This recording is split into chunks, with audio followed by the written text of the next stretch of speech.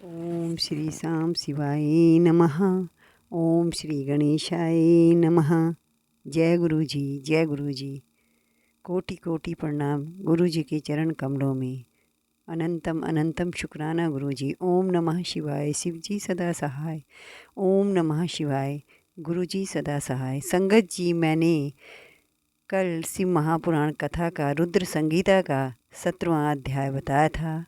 आज मैं 18वां अध्याय शुरू करूंगी, जो कि इस प्रकार है।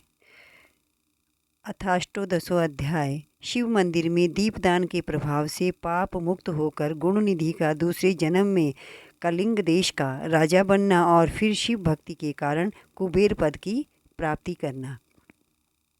ब्रह्मोवाचा श्रुता तथा सा वृत्तांता प्राक्तनं स्वं विनिन्दं च काञ्चिदीक्षां समालोक्यां निरेयो दीक्षिताङ्गजः कियाचिण्डं ततो गत्वा यज्ञदत्तात्मजः सहि दुष्टो गुणानिधिस्तस्थो गतोस्ताहो विसर्जितां। ब्रह्मा जी बोले, उन वृत्तांतों को सुनकर वह दीक्षित पुत्र अपने भाग्य की निंदा करके किसी दिशा को देखकर अपने घर से निकल पड़ा।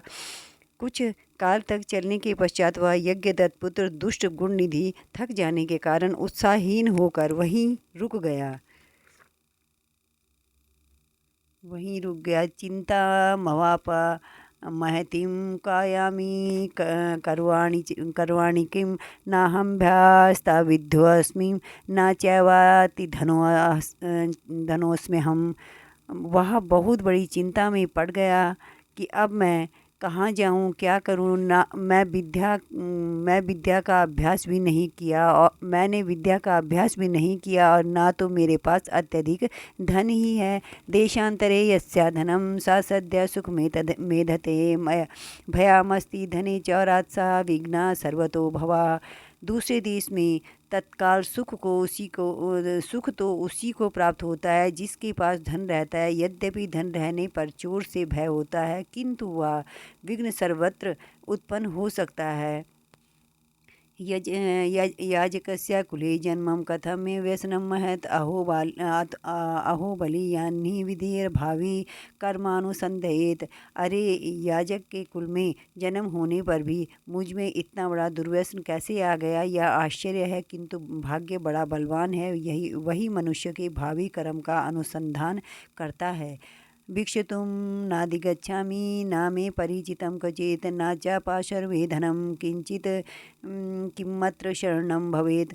सदानुभ्यो दिते भानो परशुर्मे मिष्टभोजनं दध्यात्र कं याचे नाचेह जननी मम।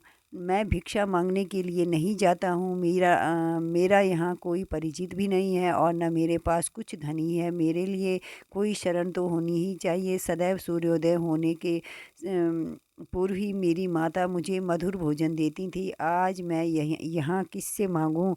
मेरी माता भी तो यहाँ नहीं है। ब्रह्मवाचा इति चिंता यतस्तस्य बहु सतस्त्र नारदा अतिदीनं तरोर्मूले भानुरस्ताचलं गताम्। एतस्मिन्नेव समये कश्चिन्माहेश्वरो नरा सहोपहारनादायां नागराधा बहिरभ्यगात् नानाविधान् महादेवन् सज्जने परिवारितं समभ्यर्चितुमीशानं शिवारात्रावुपोषितं शिवालयं प्रविश्याथ सा भक्ता शिवशक्तिधिं यथोचित्तं शुचितेनं पूजयामास शङ्करं पक्वा गन्धमाघ्राया यज्ञदत्तात्मजोदिजं पित्रतयोक्त मातृहीनां क्षुदिदासा तन्वगात्। ब्रह्मा जी बोले, हे नारद, इस प्रकार बहुत सी चिंता करते हुए वृक्ष के नीचे बैठे बैठे वह अत्यधिक दीनहीन हो उठा।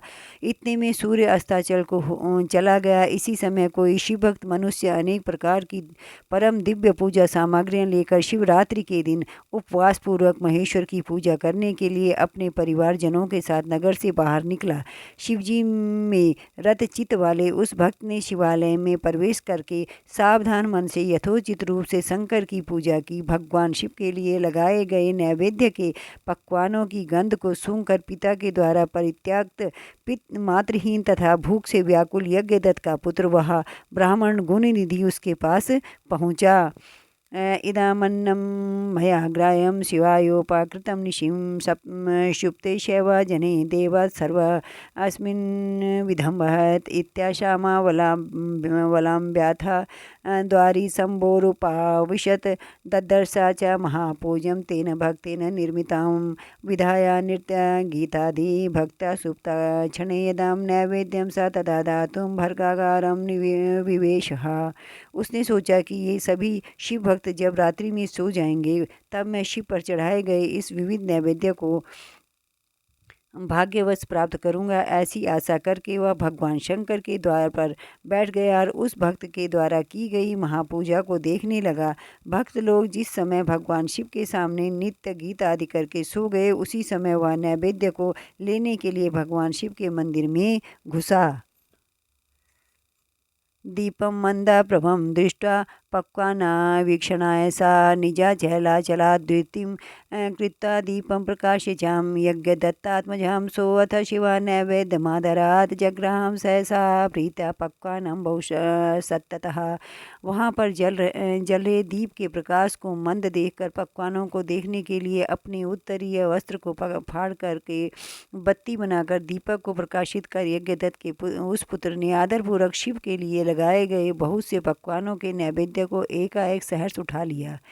तथा पक्वान्नमादाय त्वरितं गच्छतो बहिं तस्यापादातलाघातात् प्रसुप्तं कोऽप्यबुध्यतां कोऽहं